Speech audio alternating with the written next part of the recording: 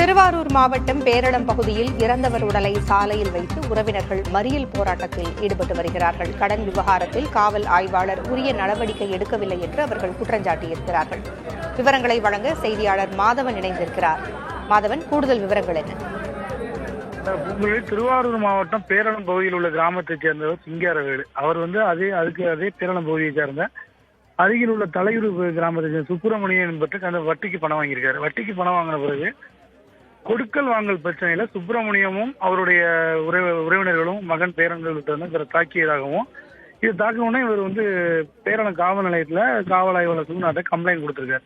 Complaint கொடுத்த பிறகு காவல் ஆய்வாளர் கம்ப்ளைண்ட் பதிவு பண்ணிட்டு அதன் பிறகு காவல் ஆய்வாளர் இப்ப சிங்காரவேலுக்கு அடிச்சு அந்த கடன் விவகாரத்தில் நீங்க கம்ப்ளைண்ட் வாபஸ் வாங்குங்க அப்படின்னு சொன்னதா கூறப்பட்டு இவர் சிங்காரவேலு டின்னரை ஊற்றி தற்கொலைக்கு முயற்சி பண்ணியிருந்தார்.